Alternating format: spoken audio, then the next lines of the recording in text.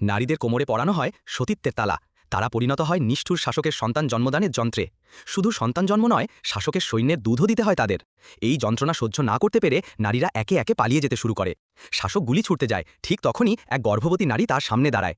শাসক দ্বিধায় পড়ে, কিন্তু পরমুহূর্তেই গ্যাসে চাপ দিয়ে যুদ্ধগাড়ি চালিয়ে দেয়। চেন গিয়ে গাড়ি স্টিয়ারিংয়ে জড়িয়ে পড়ে। টমগোর বাঁ হাত গুলিতে আহত হয়। গর্ভবতী নারী শিকল কেটে দেয়। সরে যাও, কাউকে হত্যা করো না। শাসক গাড়ি ঘোরাতে চায়, কিন্তু শেষমেশ সে চাপা দিয়ে দেয়। গর্ভের শিশুটিও মারা যায়।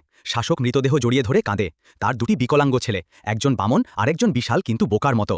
সুস্থ সন্তানের আশায় 5 জন নারীকে ধরে এনেছিল, কিন্তু এখন সব শেষ। এদিকে পালিয়ে যাওয়া গাড়িগুলো কাদায় আটকে যায়। পেছনে শাসকের সেনারা, সামনে খুঁটির ওপর দানব। শাওশুয়াই গুলি করে শাসকের গাড়ির আলো নিভিয়ে দেয়। টমগো রশি বেঁধে জনলং যুদ্ধ নেকড়ের সাহায্যে 100 বছর পুরনো গাছ দিয়ে গাড়ি টেনে তোলে। কিন্তু শাসকের সব সৈন্য এখন হাজির। সাঁজোয়া গাড়ির গর্জন এগিয়ে আসছে। বাঁচানা মরার দ্বার প্রান্তে দাঁড়িয়ে সবাই। বন্ধুরা, এরকম আরও ভিডিও পেতে চ্যানেলটি সাবস্ক্রাইব করো।